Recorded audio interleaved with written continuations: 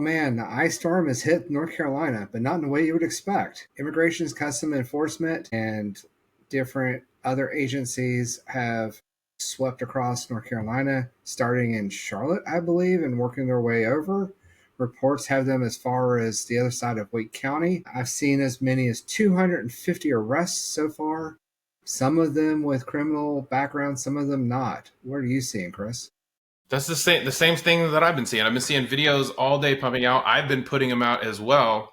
But yesterday, the reason I wanted to do this topic today is I was out and about in Cary yesterday, and a guy that I was working with, we had a few different stops in some very nice, prominent neighborhoods in Cary.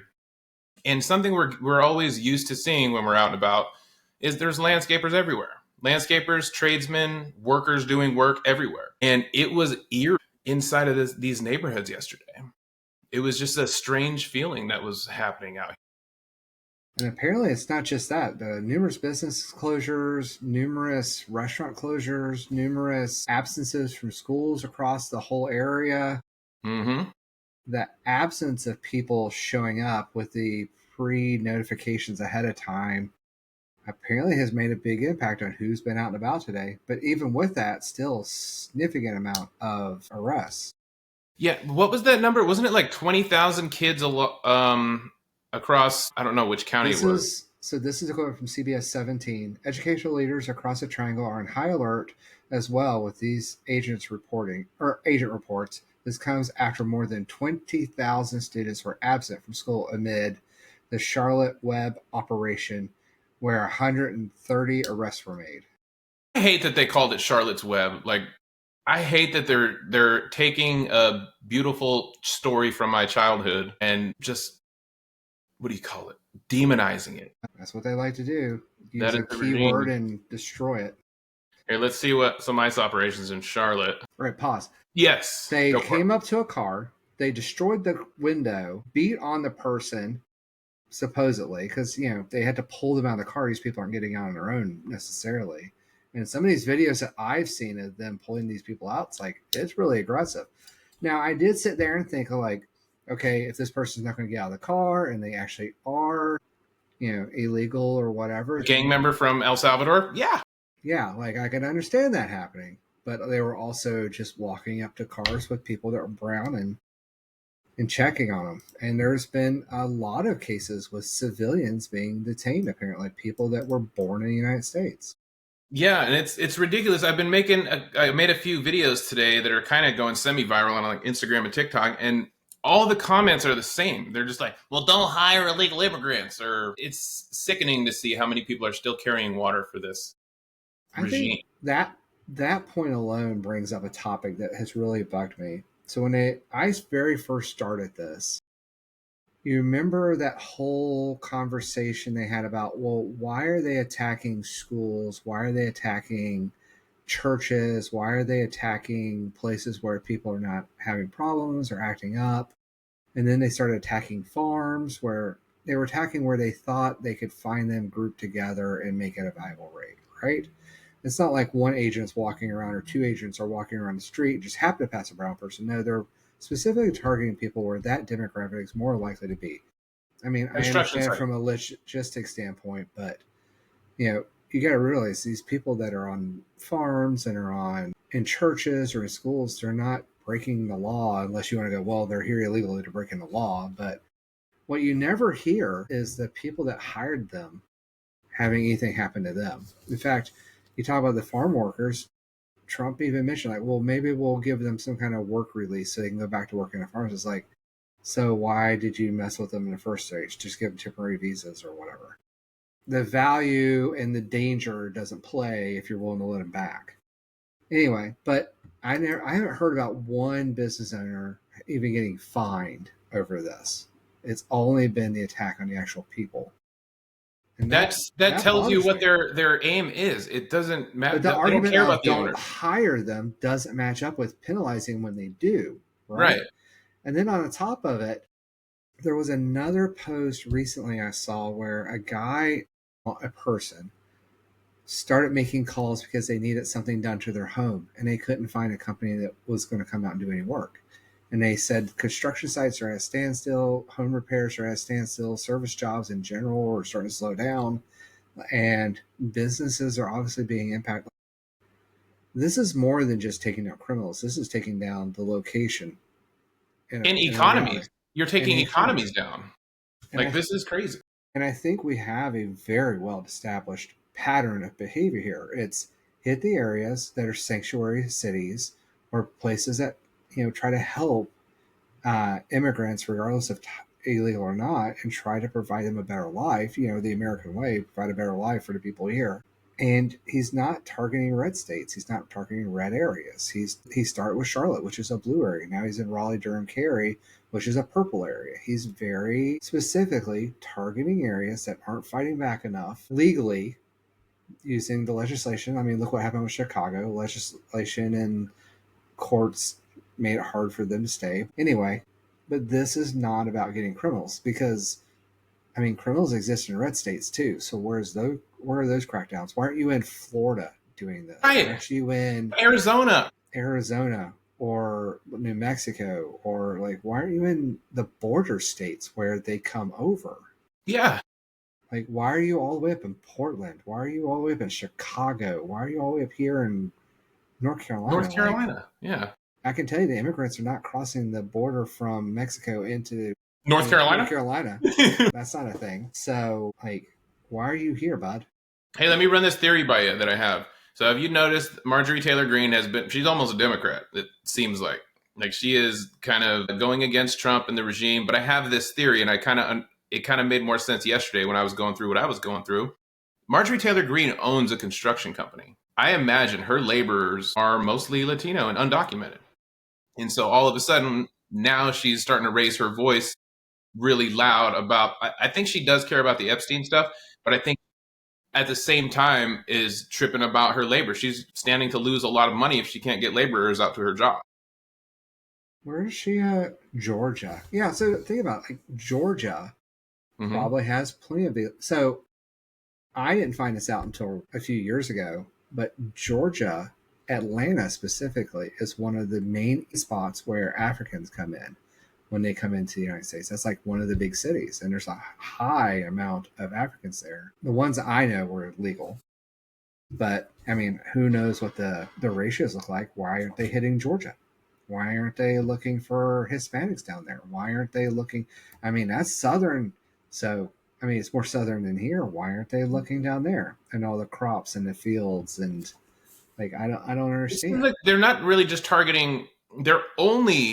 It seems like they're only targeting Latino. Like if you're Asian, they did an Asian raid on a car manufacturer here once, but it doesn't. That went bad. Right.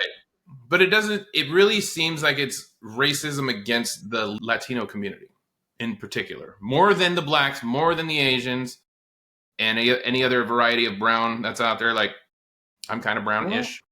Well, South Americans in general have been heavily demonized by media and the right wing and for generations at this point. If you remember back to the caravan stories and you remember back to every election, there's another caravan.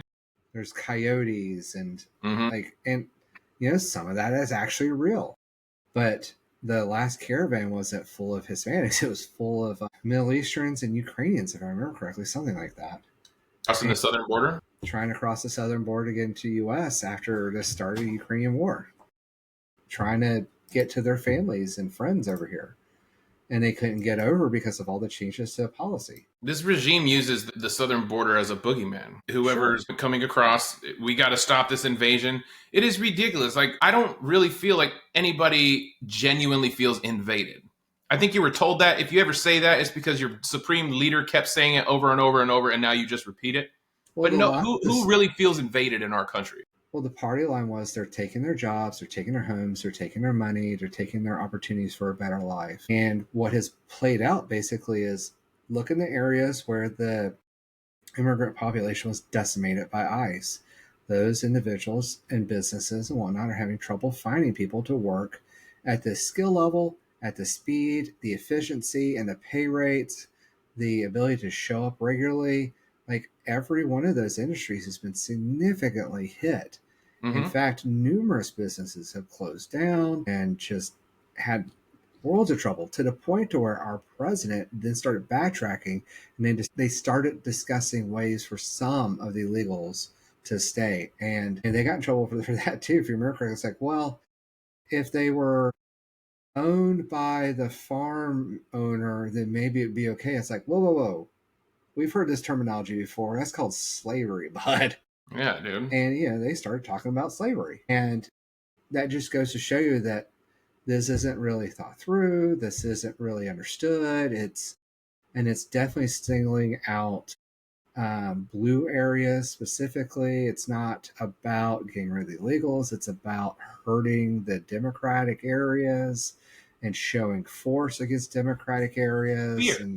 and anybody who won't vote for the Republican Party in mass, like, it's very obvious. And that's the reason they haven't hit Florida. It's the reason, like, Florida and Texas probably has more illegals per head than anywhere else. I'm just guessing. I don't have the numbers, but probably. Or Like, those Texas. are the two places where most people cross the border.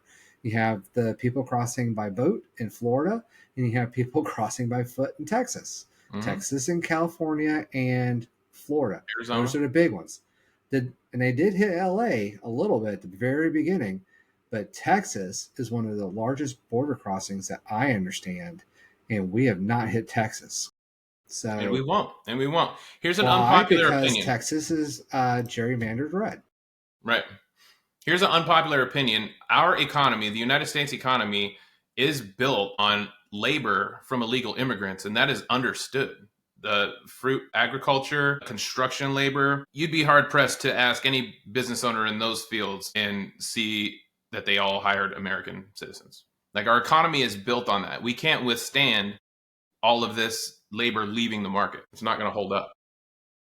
So one of the hard parts to that is replacing it with the level of skill, tenacity, motivation, Yeah. and for the price.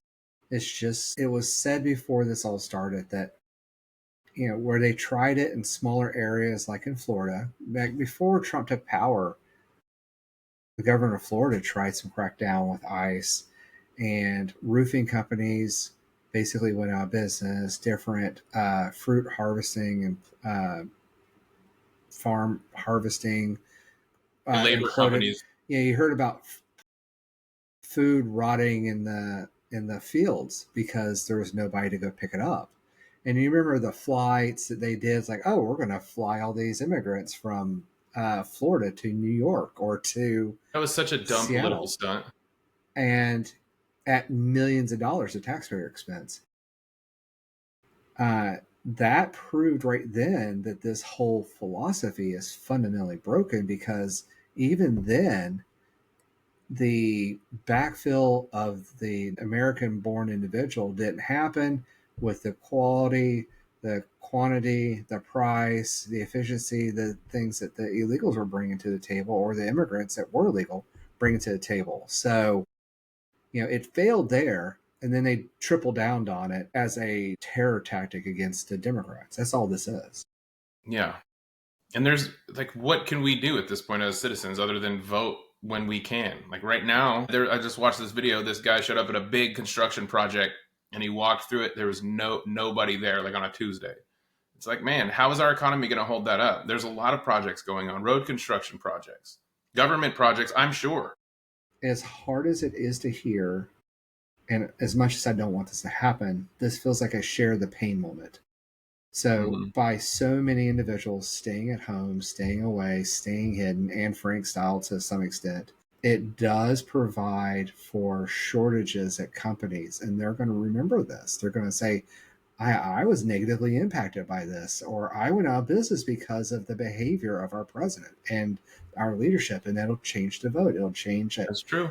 And in a lot of businesses, it's called sharing the pain. It's like when there's something not right and management won't get on it, make sure that you squeak as a wheel that's being ground down to make sure that they understand it, or buck up the responsibility in some ways. And by not participating in the businesses, by not buying a business, by not showing up, they're showing just how integral these individuals are. And all the people are like, well, I shouldn't have done this, or I don't, they're going to find out the hard way after we're going to find out. So the best thing that I've seen, and I don't know the legality of this. I can't say if this is legal, but if you see ICE just report it to that app that supposedly tracks them, put them out on different social media platforms so that everybody can see it and let their friends know and whatnot. You've heard about Rick Hendrick Automotive? No. Rick Hendrick Automotive has had documents shown, leaked, that they are providing by selling the vehicles that ICE is using in North Carolina. So you want to hurt a business that is supporting ICE, don't buy from them. Now you know. Damn And it, if my anybody brother-in-law doesn't works for believe them. me, feel free to go Google it. Do what you feel is right. And it's hard too because like I know people at some of these Rick Hendrick dealerships and they're really nice. They've done right by me for some of the time I've been to them. And like I hate that their corporate has put them in this bad situation, but at the same time, do you want to keep paying large amounts of money to a company that's just going to turn around and help your fellow citizens get Anne Franked? I mean, Are we in a position where we're going to have to vet every company and try to figure out which political leanings they have in order to buy a product or a we're service? we're already there. And if you go look at numerous different lists that have been put together, I, that started during Trump's inauguration. Meta, Apple, Microsoft, Google? Nvidia, like the big tech bros all donated was it $1 to $5 million to Trump's inaugural party once he won the election.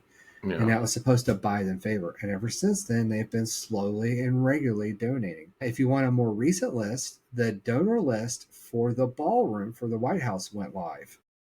Feel free to go and Dock some of them? abstain. No, not docs. Abstain from buying from those individual companies or using those individual platforms. So, and I want to say this because this is fun.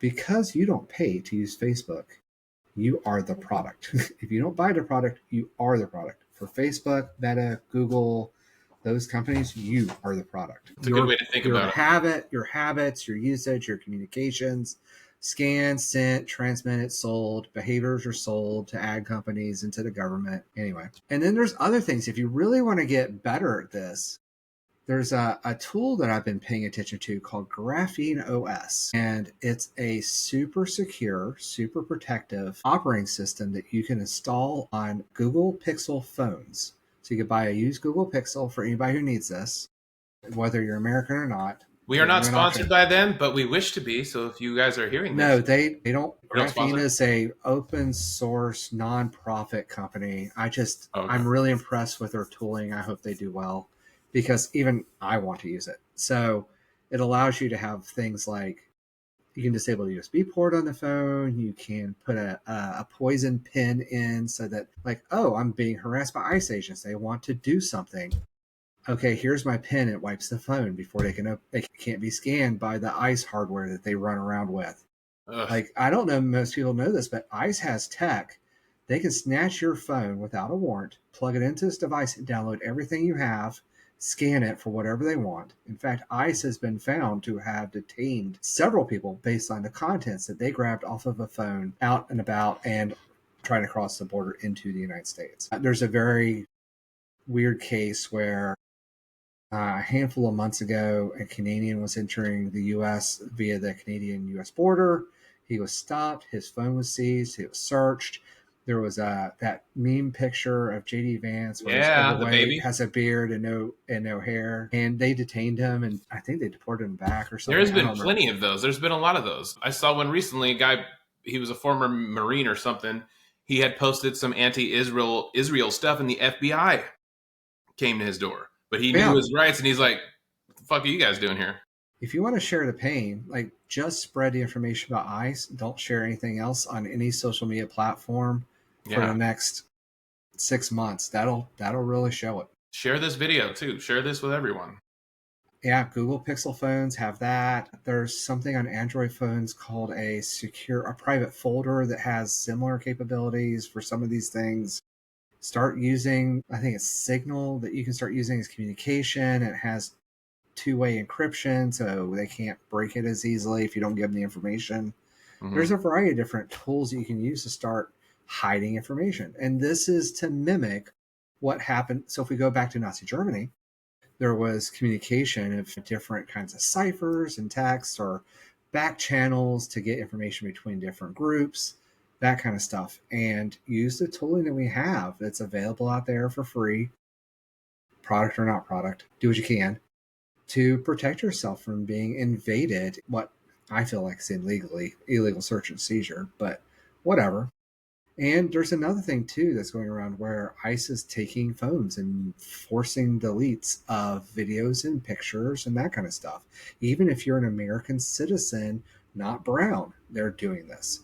Having these protection levels and whatnot. On iPhone, there's a way to do, I think if you click the power button 5 times, pause for a second and click it again, it turns off the Retina face unlock and or the face unlock. So they have to give you a code. And I mean, legally, you're not required to give them a code. They can't. And if they detain you, it's an illegal detainment. So enjoy your law.